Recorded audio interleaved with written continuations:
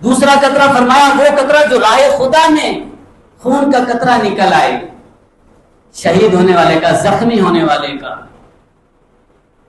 لڑائی کرتے ہوئے ایک قطرہ نکل آیا، فرمایا وہ سب سے پیارا، زمین پر وہ قطرہ گرتا نہیں، حدیث پاک میں آتا ہے مجاہد کے جسم سے وہ قطرہ زمین پر گرتا نہیں ہے، اس سے پہلے اس کو آرڈر ہو جاتا ہے یہ جنتی ہے۔ ایک دوسرا قطرہ یہ ہے، پہلا تو اللہ کے خوف سے نکلنا چاہیے نا۔ ایک حدیث پاک میں فرمایا اس آنکھ سے مکھی کے سر کے برابر، بہت چھوٹا ہوتا ہے مکھی کا سر، ہمارے آنسو کے قطرے سے کم ہوتا ہے، چھوٹا ہوتا ہے اس سے۔ حدیث پاک میں فرمایا مکھی کے سر کے برابر اگر کوئی خوف خدا سے آنسو نکل آیا، اللہ تبارک و تعالیٰ اس کو جنت میں داخل کر دے گا۔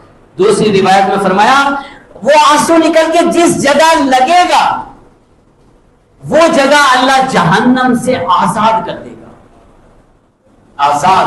اب وہ جگہ، اس کا کیا مطلب ہے کہ صرف اس جگہ کو جہنم میں ڈالے گا، باقی پورے جسم کو کیا جہنم میں ڈالے گا؟ نہیں، جب یہ بچائے گا تو اس جگہ کے صدقے پورا جسم چل گئے۔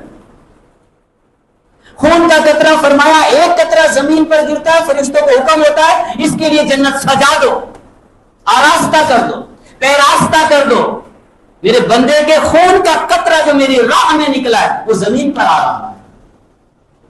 وہ قطرہ سوچیے آپ، اب جہاد کا تو ذہن ہی نہیں ہے، کسی کا بھی ذہن نہیں ہے، ہمارا اپنا ذہن نہیں بنے، کیونکہ جہاد بھلا دیا گیا ہے، جہاد کی ٹریننگ نہیں ہے، جہاد کا بیان نہیں ہے، جہاد کی اسپیچ نہیں ہے، جہاد کی فضائل نہیں بیان کیے جاتے، جہاد کرنے کی برکتیں نہیں بتائی جاتی، جہاد کے موضوعات پر بیانات نہیں ہوتے، جہاد کے بارے میں ڈسکس نہیں ہوتی، جہاد کے بارے میں اتنا میڈیا اور سوشل میڈیا چلتا ہے، جہاد پر بات نہیں کرتا۔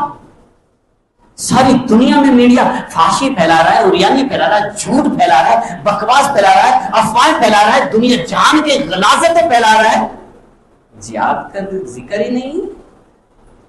جہاد ہمارے سینوں سے نکال کے پھینک دے تو خون کا قطرہ کیسے نکلے گا؟